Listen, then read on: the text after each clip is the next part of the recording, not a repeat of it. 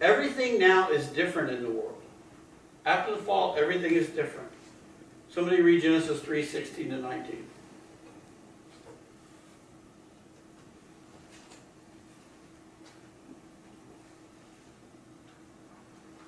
Just a couple of the passages. The one is, I'll make your plains pain and childbearing very severe. Yay. Painful labor, you'll give birth to children. Your desire will be for your husband, and he will rule over you. Yay. So what? 19. So Adam, he said, because you listened to your wife, fruits on the tree which I commanded you, you must not eat from it. Curses in the ground because of you. Through painful toil you will eat fruit from it all the days of your life. It will produce thorns and thistles for you, and you will eat the plants of the field. By your sweat on your brow you will eat your food until you return to the ground, since from it you were taken, for dust you are, and dust you will return. So, everything is different. On the backside of the fall, but the human spirit is dead, and the image of God is damaged. It's not just humanity that's messed up. All of creation is now messed up. All of creation was, God's plan, God's design for creation was for everything to work together, for humanity to come in and name the animals and use the food and rule over all those things. And he could do that. He could rule over God's creation because he was connected with God in the spirit realm. So, humans weren't smart enough. We didn't have the whole design of creation, but we were connected to the source. And so all we had to do is ask, and we get the information on how to do it. But all of a sudden, we're disconnected from the source. Our human spirit is dead. Now we got to figure it all out, and all of creation is affected. It's not just us. Everything is affected. Okay, the ground, pain in childbirth, pain and suffering to just make the provisions to just get food out of the ground. Now the whole creation has changed. I want to share a parable. I'm going to do it in 2 pieces.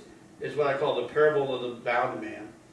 And imagine that when you were born and you had everything was functioning, and then when you were like 4 years old or so, 5 years old, somebody came up to you and they tied your left arm to your body, stuck it to your body, and then wrapped it real tight so that you couldn't move your left arm at all. And then they just left. So now all of a sudden, you were used to doing everything with 2 hands, but now you have to do everything with your right hand. So now, at first you just complain about it, but you adapt, right? And so you learn to play baseball, you throw and you catch, and you do everything with your right hand. You learn to cook, you learn to do screwdrivers, everything with your left hand. But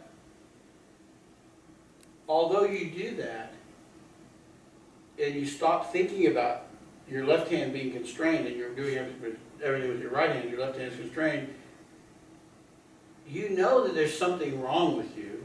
You know that you're not quite right, but you've adapted to your circumstance. So that's kind of the way it is for people to be spirit dead. They're born with their spirit dead, and they learn everything.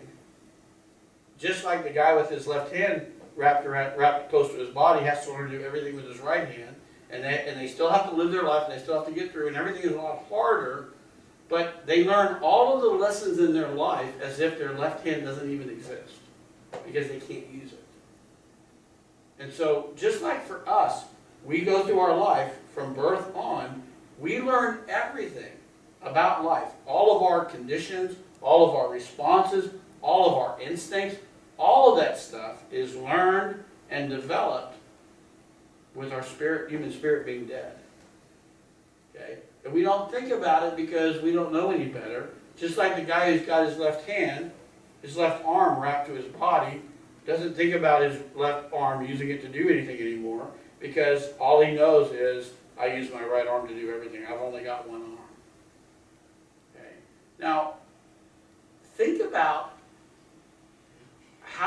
what effect that would have on you when you were 12, 13, 14, 8, 9, 10, go into your life, various stages of your life, and people that have the severe disabilities understand this better than we do, but just think about all those things that you've done in your life, all the lessons you've done, all your instincts, all the way you think and react, because a lot of our thinking is reaction. It happens like instantaneously. All of those reactions that we develop and those instincts that we would develop as a one-armed, right-handed guy or gal. Now let's go into the issue of our spirit man being dead. Our human spirit is dead. It wasn't supposed to be. That's not the way the creation we were created. But everything we learned from birth, all of our instincts, all of our training, everything we learn with our human spirit dead. We learn everything just body, soul. Body, soul, body, soul. Every situation, body, soul. Every solution to every problem, body, soul. No spirit. Because our human spirit is dead. So it's again, these are bad analogies, but they're just to try to help us understand the real circumstance we're in. We are living in a society of people that have always had their left hand wrapped in their body and they don't even know it.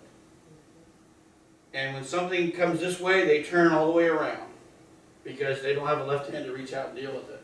They turn their body all the way around. And that action dictates how they behave to each other, how they deal with each other, how their society is created, how their tools are created, how their software is written. It affects everything. It underlines everything. And all of that stuff, even the stuff that isn't inherently bad, is inherently defective. Because human beings weren't created to be like that. So we're basically making the best that we can, making do with what we got. But what we got is a severe limitation with no input from the spirit realm. Our human conscience has to work on its own. Okay? No input from the creator of the universe, no direct instantaneous input from the creator. We have to figure it all out ourselves. And we have to deal with the opinions and ideas of a bunch of other people, maybe well-meaning and maybe not. We've got to sort through all that stuff because we can't just go to the source. That's the situation we're in. And so we don't experience a Garden of Eden type of reality. Everything is different. Everything is skewed. And it's not just us and it's not just sin. It's the effect of sin and the effect of human beings existing without the human spirit. The effect of that on all of creation, on everything, is the world we live in. In this passage, provision in the world is different. Provision before the fall, go pick a fruit. Deal with the animals. Everything's in peace. Everything works. Provision after the fall, toil of your brow. Thorns and thistles. You got to make everything happen. Government in the world is different. You gotta pay for your government. Yeah. Okay. Government in the world is different. Somebody read John 12, verse 31. New Testament, fourth book of the New Testament. John 12. Just read verse 31. You get an idea. And these are things that we already know about, but we don't think about them very much because they're kind of part of life.